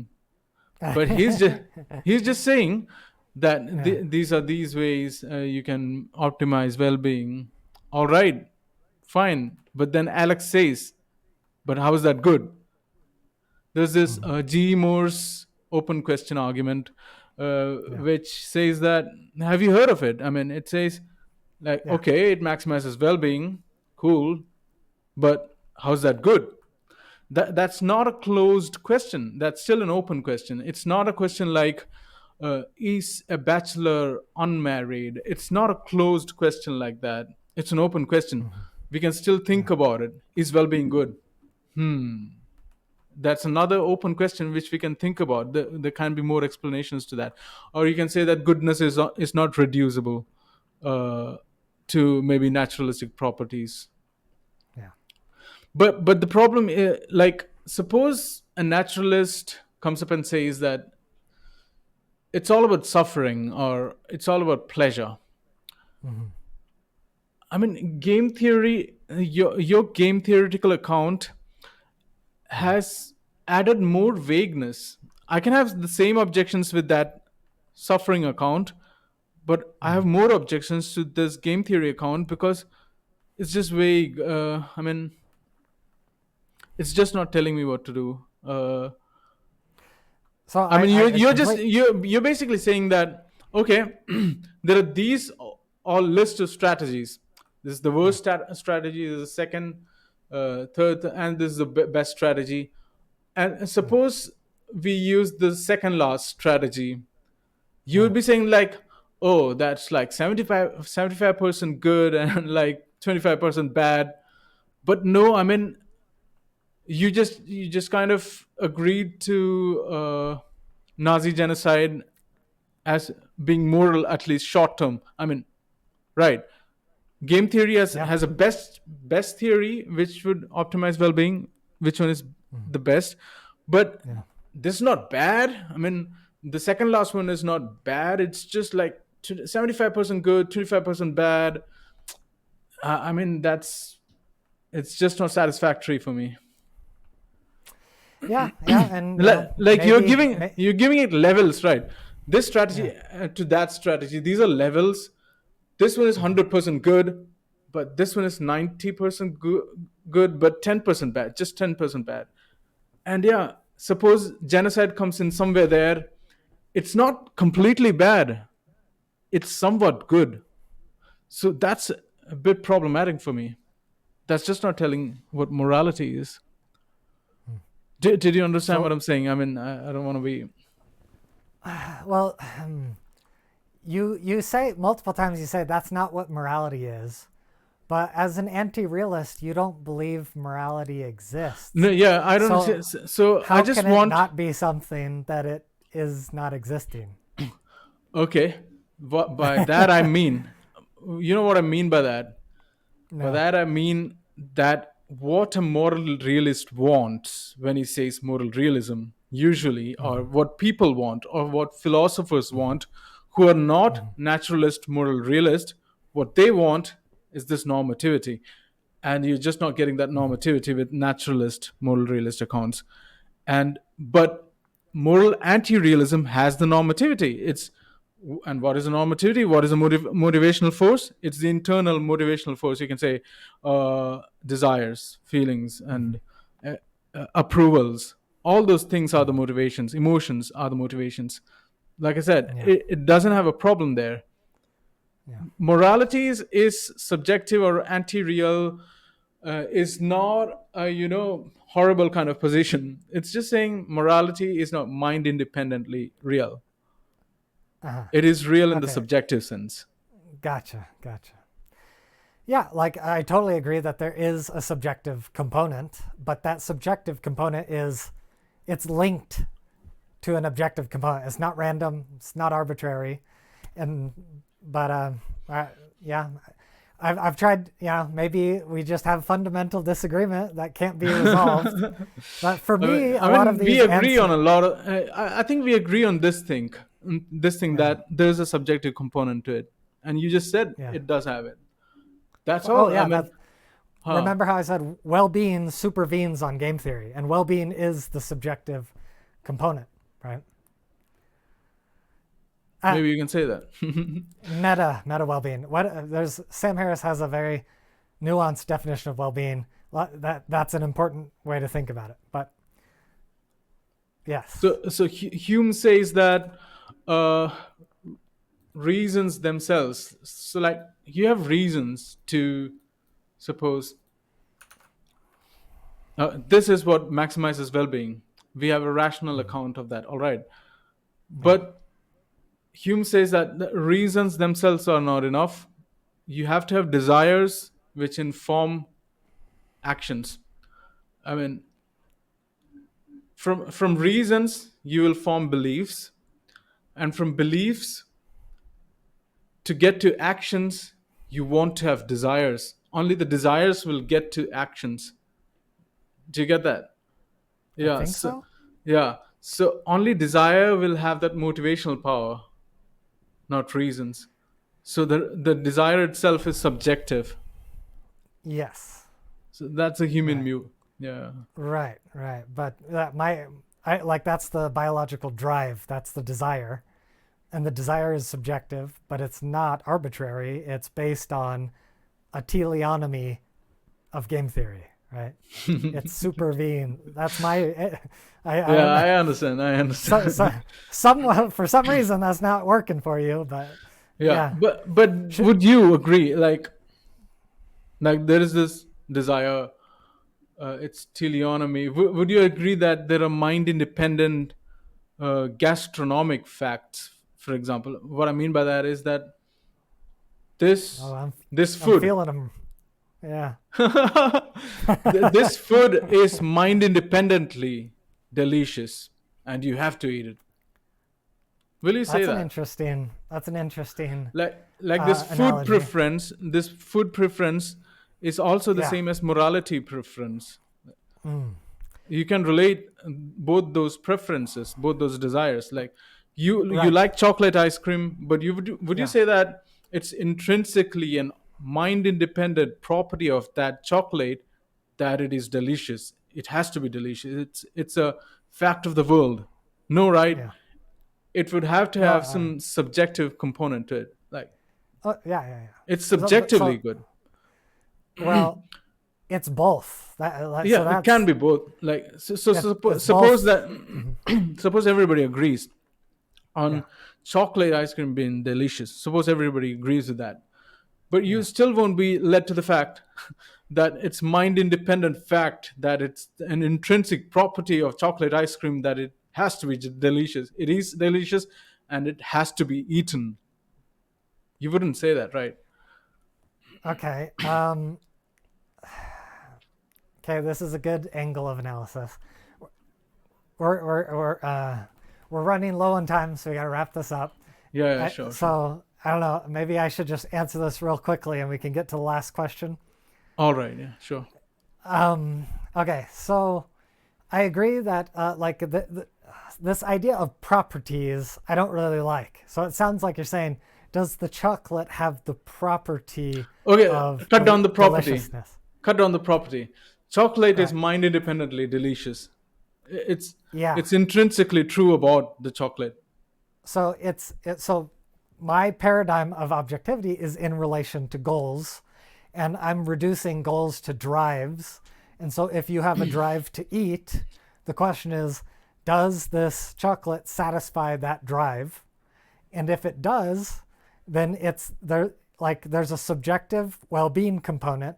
There's also an objective way that it's satisfying the drive. And so it's both, right? Okay, you're tying it with well-being, I guess. To the drive, which is the drive creates well-being, right? All right. If you satisfy Can the you just drive, quickly repeat that what you said about gastronomic realism? Are you a gastronomic realist? probably, yeah, because as long Okay. as if you have a drive, then there are better and worse ways to satisfy the drive, and that's all you need for realism. But that doesn't tell me about moral realism. Well, there's moral Like, drive. but moral drives don't have to be the same. Like, right, and they're not mind independently true. Would you say that it's mind? Okay, let me ask you the question again. Would you say that it's mind independently true that chocolate ice cream is delicious? It's intrinsically mind independently good.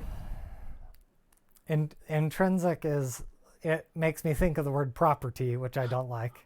All right, all right. But like there's an objective relationship, and it supervenes on objective patterns in the universe, right? So the drive is not arbitrary.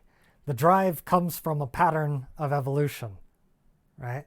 And so some things are good for gastronomics, some things are good for your sense of your sense of taste, and those things are not arbitrary. There's a reason we like chocolate, because sugar helps us exist, right?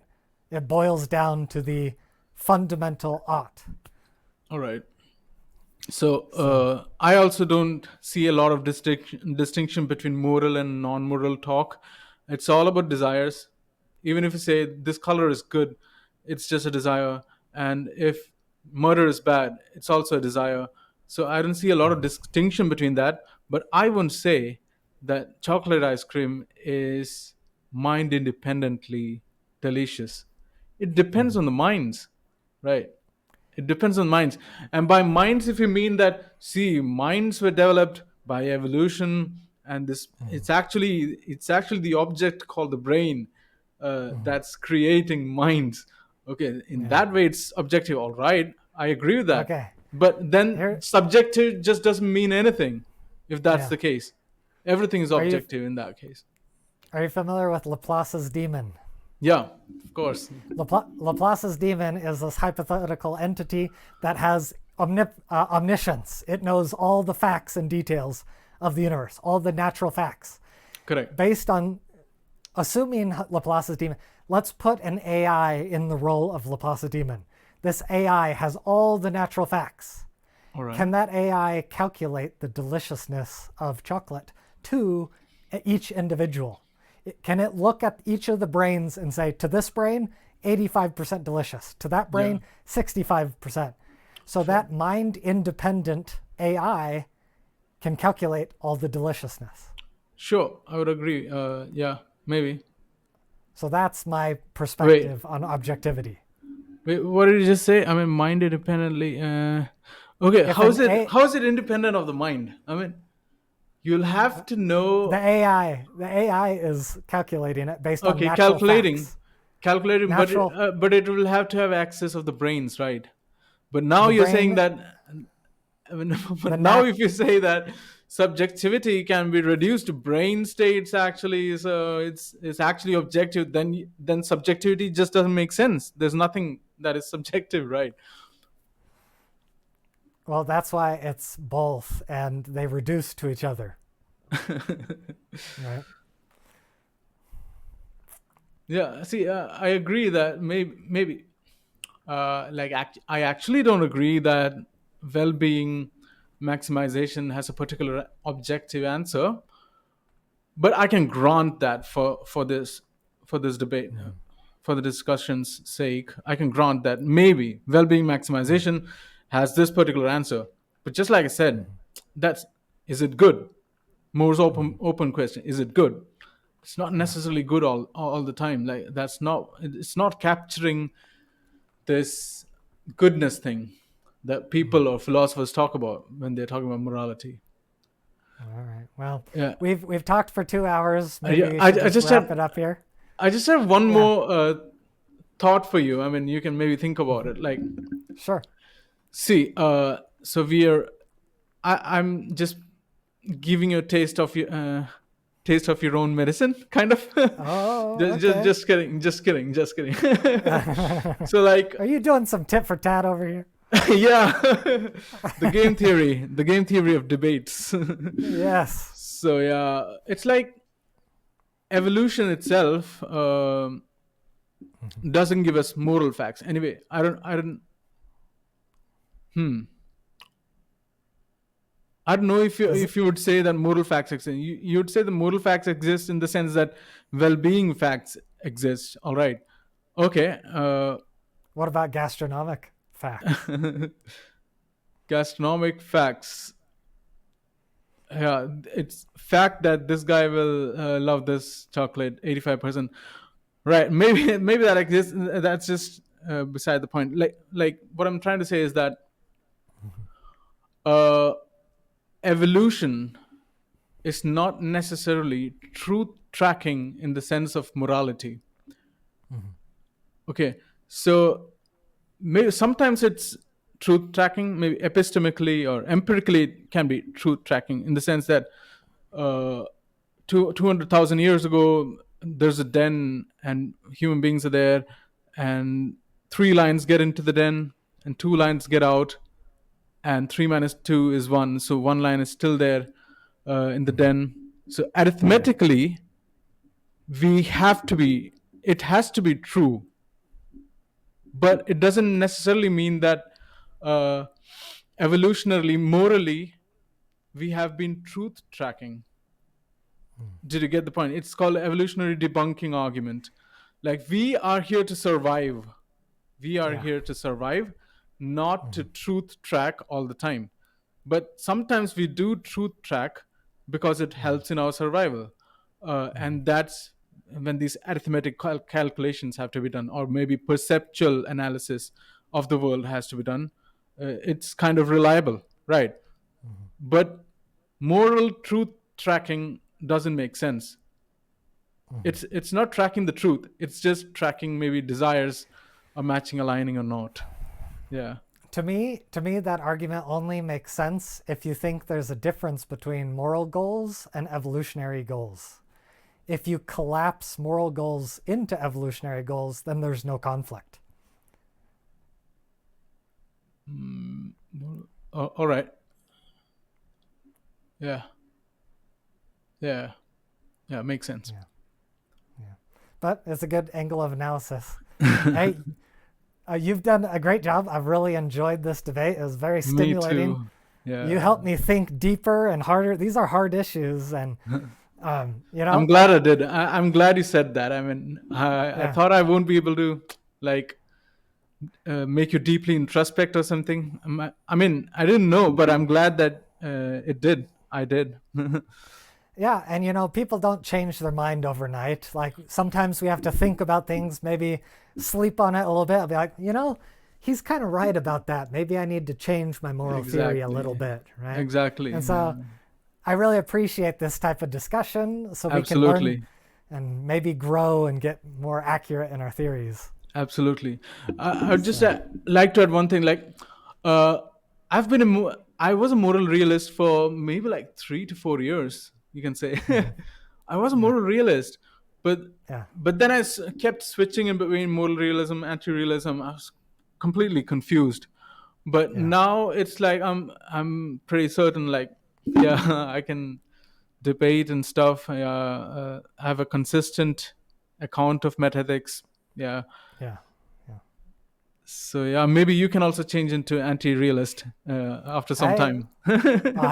I'll have to think about. We might have to do more discussions. Yeah, that's So, right. That's right. all right, man. I appreciate it. I Have a good appreciate one. it. Thank you for inviting, and it's been a pleasure. Yeah. Likewise. I look forward to more discussions if we could. Yeah. Oh, do you want to share your YouTube channel? Yeah, sure. So my YouTube channel's name is Curiosity. I hope Seth will put the link to my YouTube channel in his descriptions to this video. Well, you can check that out. I talk about philosophy, science, and stuff. Basically, I'm on a free will project. So if you want to know how to debunk free will, you can watch my videos. Yeah, I'm Yeah. trying to find your channel right here. I'm struggling to pull it up. All right. I'll just give you the link. Dang it, I can't find it. Okay, hold on. Just type in free will curiosity, maybe. I don't know.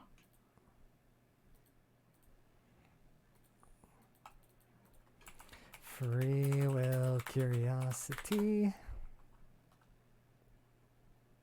Oh man, I hate the algorithm. How it doesn't show. Yeah, It's hard to find. because it's a very unpopular channel. Nobody knows about it. Here we go. You got it? All right, I found it. Let's share this real quick. Sure. Share screen. Share YouTube. All right, everyone. Definitely check out Avishek's channel. It's called Curiosity. It's the Curiosity Guy channel. And it looks like he's got lots of good videos on free will, if that's a topic that interests you, which it should. I am also, I've been reading some books on free will lately, so I'm going to be probably writing and debating on this topic as well in the future.